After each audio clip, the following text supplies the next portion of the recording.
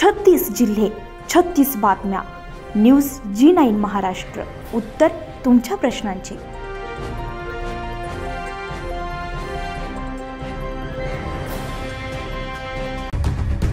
मुलींना शिक्षणाच्या प्रवाहात आणण्यासाठी महाराष्ट्र सरकारने महत्त्वपूर्ण निर्णय घेऊन मुलींना व्यावसायिक, उच्च आणि तंत्र शिक्षणासाठी 100% फी माफ केली असली तरी अजूनही अनेक महाविद्यालयामध्ये मुलींकडून सक्तीने फी वसूल केली जात असल्यामुळे विद्यार्थिनी आणि पालक वर्गामध्ये संभ्रम निर्माण झालाय.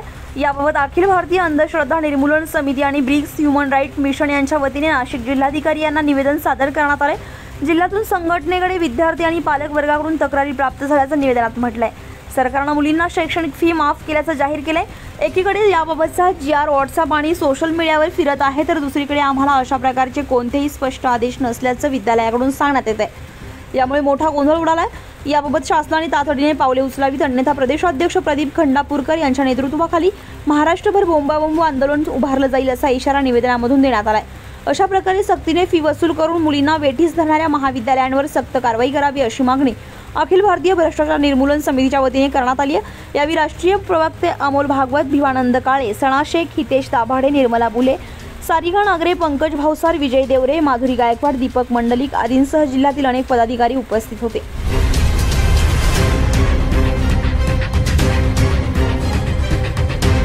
अखिल भारतीय भ्रष्टाचार निर्मूलन संघर्ष समितीच्या संस्थापकीय अध्यक्ष आदरणीय प्रदीप पाटील बाबा खंडापूरकर यांच्या आदेशाने नाशिक जिल्ह्याच्या वतीनं महाराष्ट्राचा संपर्क प्रमुख आणि नाशिक विभागाचा अध्यक्ष या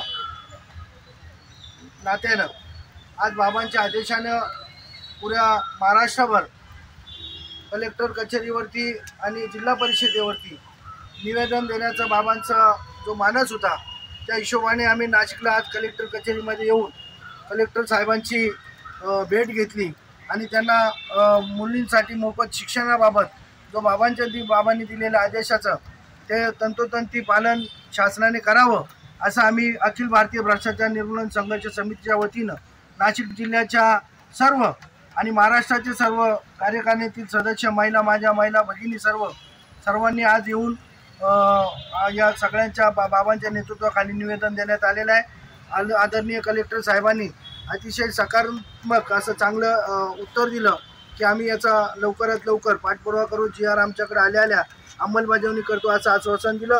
त्यामुळं अखिल भारतीय भ्रष्टाचार निर्मूलन समितीच्या संस्थापकीय अध्यक्ष बाबांच्या मागणीचं तंतोतंत पालन होणार असं नाशिक जिल्ह्याच्या वतीनं संपर्क प्रमुख या नात्याने मी आपल्याला आश्वासित करतो आणि कलेक्टरांनी आश्वासित केलेलं आहे.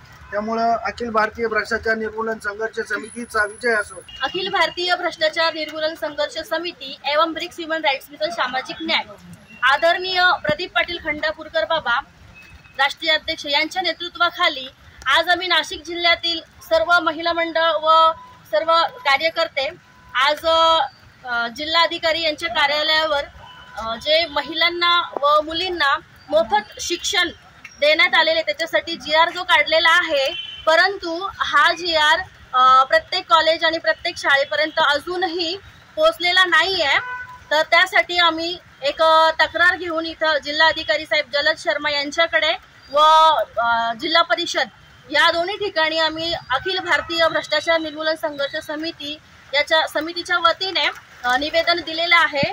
त्याचप्रमाणे जिल्हाधिकारी साहेब जलद शर्मा यांनी आमची पूर्ण तक्रार ऐकून घेतली व तातडीने त्याच्यावर कार्यवाही किंवा चौकशी मी करतो आणि लवकरात लवकर तुमची जी समस्या आहे ती सुटेल असे आश्वासन आम्हाला दिले आहे. त्याचप्रमाणे महाराष्ट्र सरकारने जो एक निर्णय घेतलेला आहे की जे गरीब किंवा गरजू मुली आहेत त्यांना शिक्षण मोफत मिळावं. पहिले 50% होतं, आता 100% पूर्णपणे जे शिक्षण मोफत केलेले आहे त्याबद्दल मी त्यांची ऋणी आहे, त्यांना मी धन्यवाद देते. परंतु आमची मागणी अशी आहे अखिल भारतीय भ्रष्टाचार निर्मूलन संघर्ष समितीच्या वतीने की हे जे तुम्ही GR काढलेला आहे याचा लाभ किंवा ही जी योजना आहे याचा लाभ संपूर्ण मुलींना व विद्यार्थ्यांना पोहोचलं पाहिजे, ही आमची मागणी आहे. धन्यवाद. जर आमची मागणी पूर्ण नाही झाली, जर ह्या GRचा लाभ जर प्रत्येक विद्यार्थ्यांना जर झाला नाही तर आम्ही अखिल भारतीय भ्रष्टाचार निर्मूलन संघर्ष समितीच्या वतीने आदरणीय प्रदीप पाटील खंडापूरकर बाबा यांच्या नेतृत्वाखाली आम्ही बोंबाबोंब आंदोलन करणार आहोत. न्यूज जी9 महाराष्ट्रासाठी प्रतिनिधी अनिस पटेल, येवला.